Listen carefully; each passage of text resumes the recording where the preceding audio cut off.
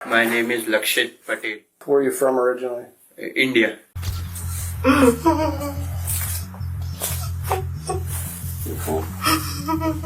અમેરિકાની પોલીસ સામે હાથ જોડીને રડી રહેલા આ યુવકની ઉંમર માત્ર 18 વર્ષ હતી. પણ આટલી નાની ઉંમરમાં તેણે એટલા મોટા કાંડ કર્યા હતા કે ધરપકડ થયા બાદ તેના પર $5 લાખ બોન્ડ મૂકવામાં આવ્યો હતો. નવાઈની વાત એ છે કે લક્ષિતને સ્ટુડન્ટ વિઝા પર અમેરિકા પહોંચે માંડ 1 જ મહિનો થયો હતો. પણ જાણે માત્ર ડોલર છાપવા માટે જ યુએસ પહોંચ્યો હોય તેમાં ભાઈ અમેરિકામાં પગ મૂકતા જ ગોલ્ડ અને કેશથી ભરેલા પાર્સલ ઉઠાવવામાં લાગી ગયો હતો. Yeah, so I just wake up in the morning and one of my friend which lives in India messaged me that I have a parcel, can you collect that parcel? જો કે ગણતરીના દિવસોમાં જ તેનું પિક્ચર પૂરું થઈ ગયું હતું અને પોલીસે જ્યારે તેને પકડ્યો ત્યારે તે હાથ જોડીને ધ્રુસકે ધ્રુસકે રડ્યો હતો. All the patients. લક્ષિતને ખબર હતી કે તે જે કંઈ કરી રહ્યો છે તે ઇલીગલ છે, પણ તેમ છતાંય તેણે આ 2 નંબરી ધંધો ચાલુ રાખ્યો હતો કારણ કે તેમાં જરાય મહેનત કર્યા વિના સારી એવી કમાણી થતી હતી. લક્ષિત પકડાયો ત્યારે અમેરિકાની પોલીસ આગળ બિચારો બાપડો બનીને પોપટની જેમ બધું જ બોલવા માંડ્યો હતો. તેની પૂછપરછનો એક વિડીયો તાજેતરમાં જ યુએસની એક યુટ્યુબ ચેનલ પર શેર કરવામાં આવ્યો છે, જેમાં જોઈ શકાય છે કે લક્ષિત પટેલ નામનો આ લબર મૂછિયો કઈ રીતે પોતાની સાથે આ કૌભાંડમાં સામેલ લોકોના નામ પોલીસને આપી રહ્યો છે. And he gave me the address and tell that this car will come and give you the parcel, you just pick that parcel and I will send you the other address, you can put there and I will give you the money which I have paid that Uber driver. Okay. લક્ષિત પટેલની ધરપકડ September 2024માં કરવામાં આવી હતી, જેની પૂછપરછનો video છેક હવે બહાર આવ્યો છે.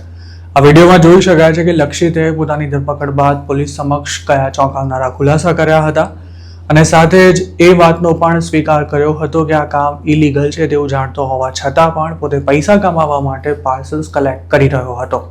Sir told me there is nothing wrong, you just have to go and pick the money. So, and what did they tell you you would get out of it? They said they will give you 1 or 2% of the amount. લક્ષિતને સૌ પહેલો સવાલ એ પૂછવામાં આવ્યો હતો કે તું dose કાઉન્ટીમાં કેમ આવ્યો છે.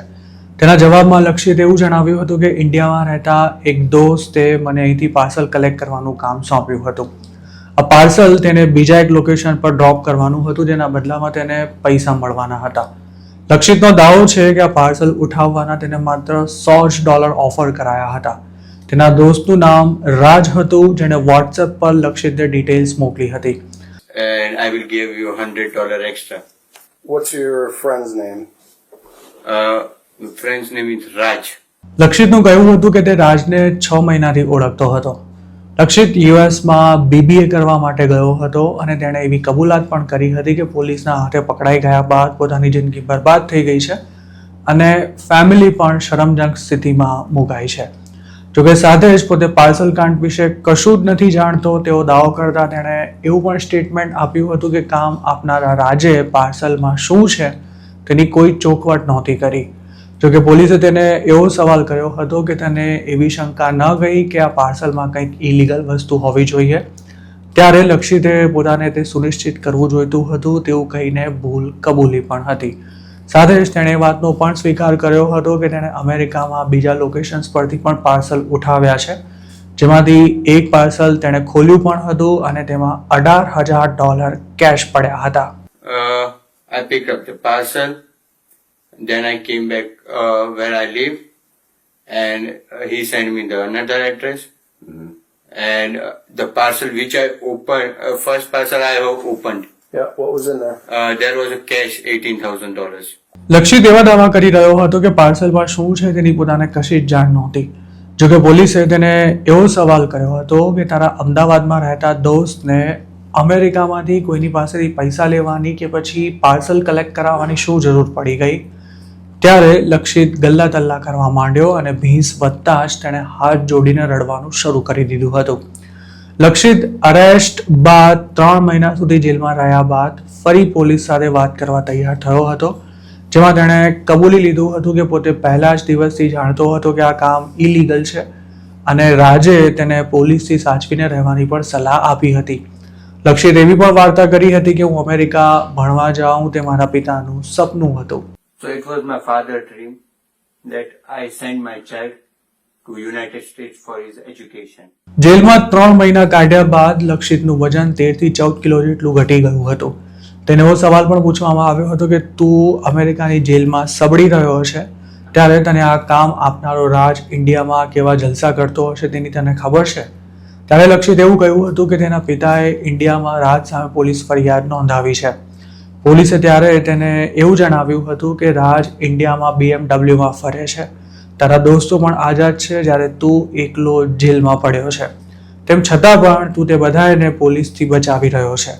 ત્યારે લક્ષિતે એવું કહ્યું હતું કે હું કોઈને પણ બચાવી નથી રહ્યો.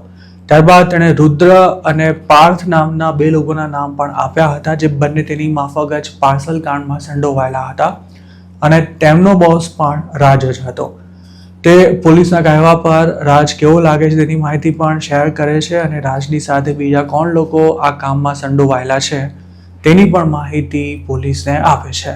I think Nishant done it for twice or thrice. I seen in the group when he done it, he sent the money photo that I picked the money, and Parth two times or 3 times. જોકે લક્ષિતના ફોનમાંથી જે કોઈ માહિતી મળી હોય છે તેના આધારે police officer તેને મોઢે જ કહી દે છે કે તારી પાસે અમેરિકામાં કોલેજની ફી ભરવાના પણ પૈસા નથી અને તું અમેરિકા ભણવા માટે નહીં પણ પાર્સલ કાંડ દ્વારા પૈસા કમાવા માટે જ આવ્યો છે. ત્યારબાદ લક્ષિત પોલીસને એવું પણ કહે છે કે તમે લોકો મારા પર વિશ્વાસ નથી કરી રહ્યા. જોકે ત્યારે પોલીસ ઓફિસર તેને એવું કહી દે છે કે તારા પર વિશ્વાસ કરવાનો કોઈ સવાલ જ નથી કારણ કે તું શરૂઆતથી જ અમને ગોળ ગોળ ફેરવી રહ્યો છે. It makes zero sense that you came here for college. You don't have the appropriate funds lined up. You haven't done research about where it is that you're going to school.